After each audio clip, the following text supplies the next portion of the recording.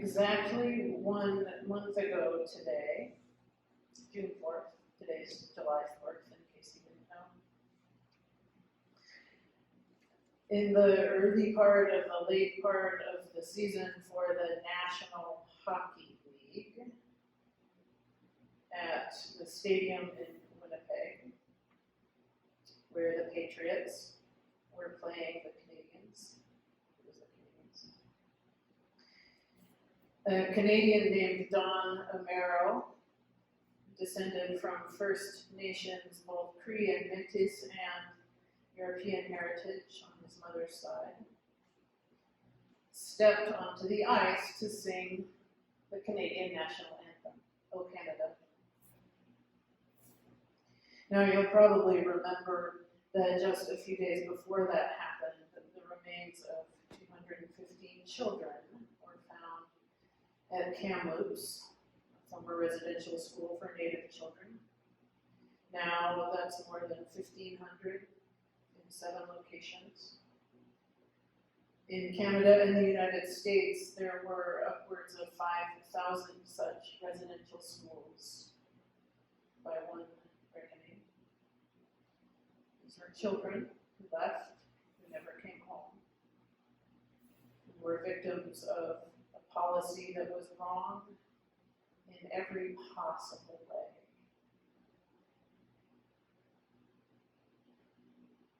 So this musician, and there's a couple of really great articles about this, he discerned if he could sing his national anthem that day, and he did. And it's stunning. One of the costs, of course, of Zoom church is that I can't show it to you, but then one of the costs of Zoom church is that if I did, then I'd be subject to copyright violation, so we have to do all sorts of things. So you can look for the link, and I'll send it out later. And he is flanked by 2 First Nations people, one simply standing with drumsticks, the other holding a small pair of moccasins. And he sings, "We stand on God for thee, O Canada." And when he speaks about preparing, he said he wasn't sure he wanted to, he wasn't sure he could, and then he said God didn't want these things. People did it. And it is our native language. Now, you probably know, most of you here probably know, that anthem singing is a big deal for us and our family. And that for 22 years now, my older brother has sung our national anthem at Avalanche hockey home games. And he's close to his 1,000th time. The Stanley Cup, we didn't get quite there.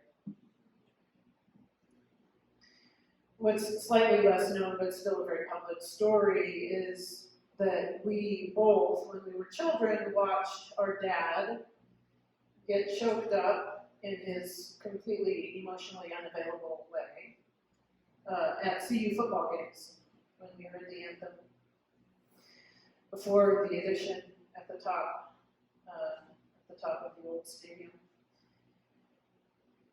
And finally, my brother extricated an explanation from him at some point, I don't remember when, and Dad said that when he was in the Air Force, which was during Vietnam, he enlisted, and for some reason I think this is important, he did. He enlisted on April Fool's Day.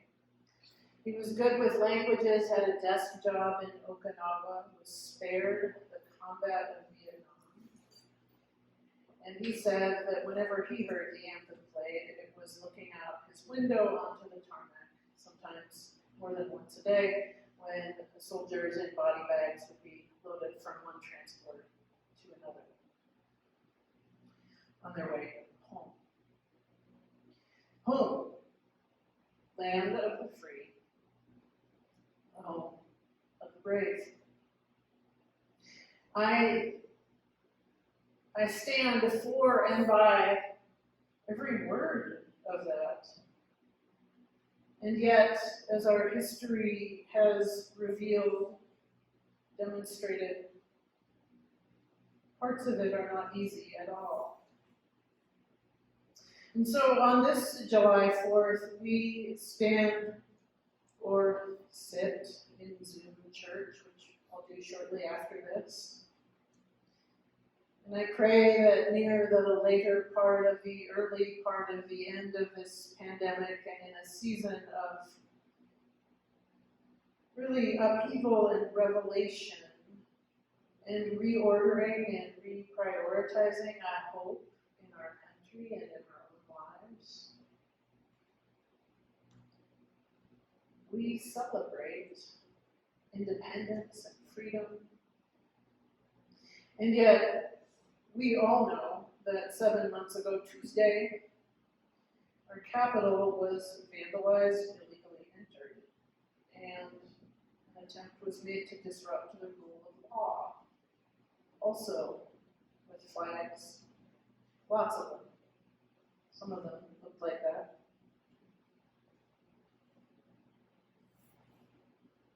It's the same flag, as you well know, that our national anthem sings about. And it is so deeply meaningful to me that today is the day we get to sing again. Granted, with masks on, that won't continue forever, but it is a small thing for the common good. We get to sing inside for the first time since March 12, 2020. We are home again, too, in a different way. Now, I'd like to, or I feel like I could talk for a really long time today about all these complexities. You might want to settle in just for a little bit. But this is a sermon after all, and it's hot, and we have to start Zoom church at 10. But there are some threads that I think are helpful to us today in the scriptures as we look at leaders and love and our allegiances. The lesson from 2 Samuel is pretty straightforward.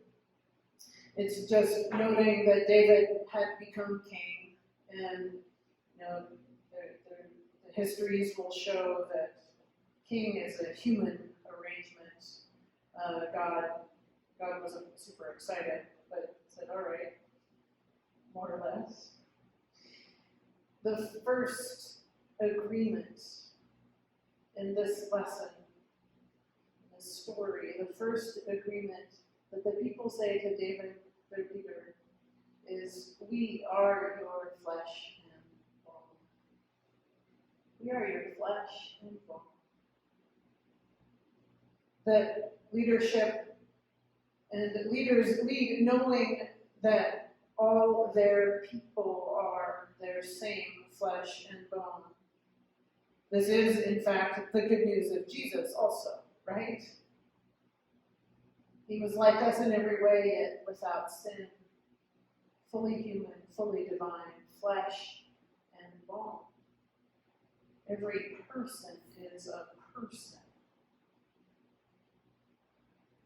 And yet, knowing that we, and of course our neighbors to the north, Canada, bear the same weight, and it is a weight of a history of colonialism and disregard for people who look different than my skin. I lament daily the privileges that color accords me as an inheritor. The benefits of the doubt that I already prepare my own children not to receive, flesh and bone. I know you know this. And the second lesson in the gospel, what I think they say to us today, what they say to me today, is the one thing I think the Episcopal Church is really good at, thanks be to God. And it's that true faith and faithfulness are complex and beautiful. That sin abounds everywhere, Even for Paul, he talks about this. There's a thorn in my side. And that discipleship is a lifelong journey. Well, as a matter of fact, so is citizenship. There is no single statement or phrase that will suffice for our whole lives. The Bible is a book, not a verse. Salvation is a gift, not a prize. Jesus is for all people. Because we really put our minds to it, and it's actually not that hard. There's not a single one of us here or anywhere that chose to be born in the geography and in the skin that we are born in. Not any one of us. So those words that Paul says so beautifully, that our power is found in weakness, our strength is found in humility, that, I believe, is our way forward. I think it is the only way forward. And I think that's true both as Americans and as citizens of the kingdom of heaven. And there is something about singing our songs and the symbols of our faith and our life that is deep and good and beautiful. So I was thinking about singing in here. I just have a couple more stories, but they're both important. The first is, it is already entwined in our history I mean as a church, that the faith we sing is us singing our faith. I know that sounds simple.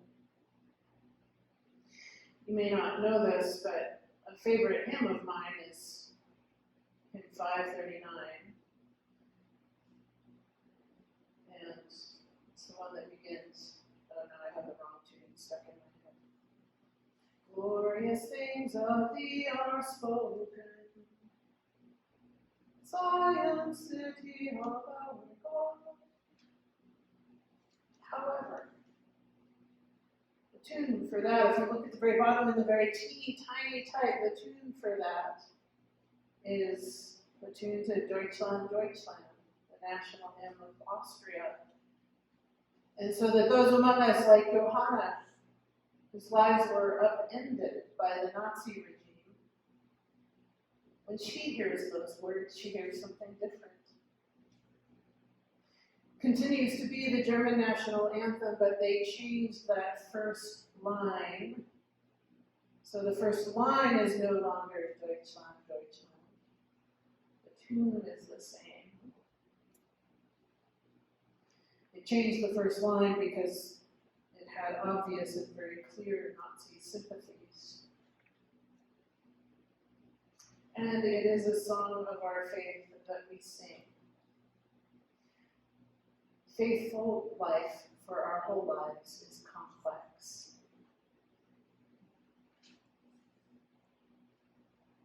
Here's the last story that I want to end with today.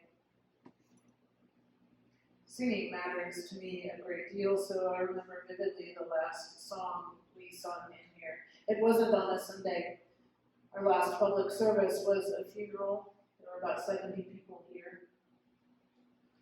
It was for the father of Aidan, who is a son of this parish. I don't know if any of you know him. Buck and Ruth Fry took him into their family because of their relationship with the university. When his own father sent him here as a child from Iran so that he could live. So Ashkan is now serving in Washington, D.C. He is a career soldier in the Army, a good friend. His father died last February. And so Ashkan asked if we could offer a service for him, and the answer is always yes. And so it strikes me as beautiful and wholly good that the very last song that was sung in here was sung by Ashton's older brother, the one who didn't get sent to America, but who came and sang a song of the beauty of Persia and Iran and a love for native land and of the goodness of fathers and the goodness of God. Now, we have our history, we have our hopes, and we have our hearts. Let us never seek to disconnect them. For without them being connected and tied up together in our loves and our lives, we are not human. And our Jesus, our Lord Jesus, is here for all people.